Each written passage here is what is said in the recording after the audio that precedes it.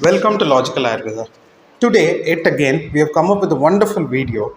So, today's video is not only about teaching Ayurveda doctors and presenting the case study to Ayurveda doctors. Today's video is not only about giving awareness to the patient and telling patients that Ayurveda cures these diseases and giving awareness about it.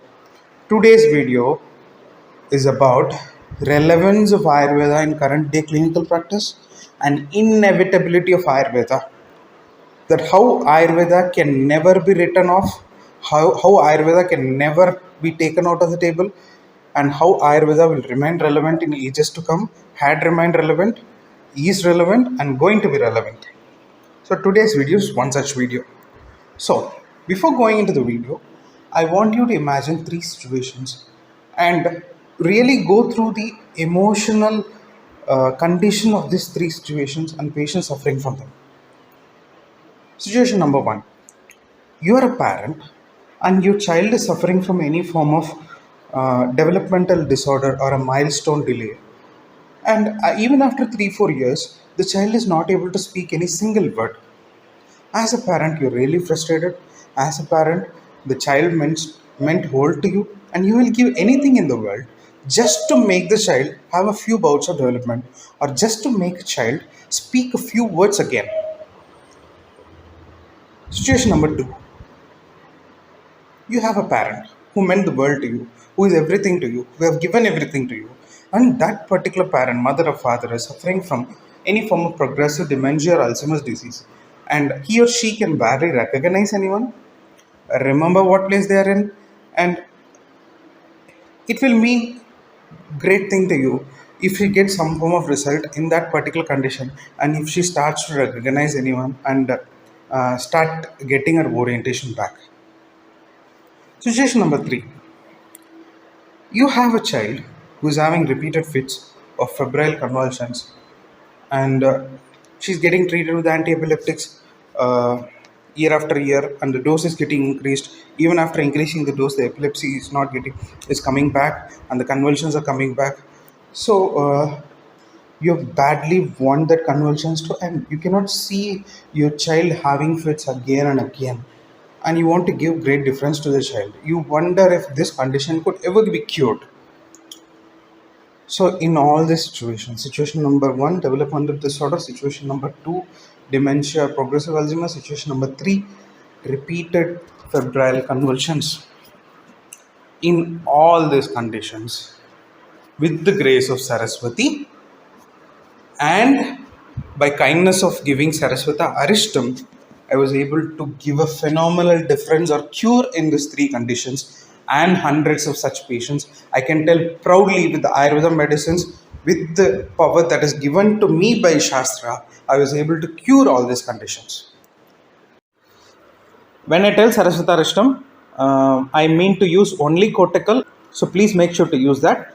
And one more thing, one more interesting story before going into detail in developmental disorders, how I treat Saraswata Arishtam. In developmental delay, I don't mean those muscular dystrophies. I only mean those speech and cognitive abilities. The children who is after 3 years old, 4 years old, cannot spell amma, appa properly, is having stammering of voice, is not speaking properly, is having this saliva dripping out of mouth, and they cannot speak properly. In such particular cases, I give Saraswata Churnam mixed with honey, 1 spoon or half spoon according to weight of the patient and according to the age of the patient, and Saraswata Arishtam 1 spoon or 2 spoon twice a day, and Brahmi Vati of Dudh Papeshwar I give. So Saraswata Churnam with honey, Saraswata Arishtam, Brahmi Vati, especially for speech disorders, for 1 year. Now let me share a very interesting thing that happened in my life that make me dive into Shastras and learn about Saraswata Arishtam in detail. That was a hair-raising moment. That was really a heroic moment for in my life, and which encouraged me to do more and more Ayurvedic clinical practice. So there was a patient who came to me, and in my initial days of practice, I used to study Dinesh sir's Kaumarabhritya book and clinical practice, etc. From there, I learned more about how to treat developmental disorders, etc. So I have this patient, and 3 years old baby which cannot speak amma, appa, etc. And they come here. I give Saraswata Churnam, Saraswata Arishtam, and Brahmivati. I said continue this for 1 year and come back after 1 year. I never see this patient, and I ask the children to. I ask the child to speak. The child can barely speak one or two words. It's very stammering. It's feeling very shy. It's not having confidence, etc. So I feel very bad for this child. I give Saraswata Arishta Saraswata Chunam Brahmi Vati and left. And I left for 1 year. Fast forward 1 year. I'm entering the clinic as I'm going in the for morning practice. So I see this child. I barely remember. I've seen this child somewhere 1 year ago, and I give him medicine. I don't remember for even for what. And the parent is sitting, and suddenly the child is telling, "Amma, doctor has come. Let us go inside." This whole sentence the child told to the parent, and I'm looking at the parent confusingly that for what I've treated.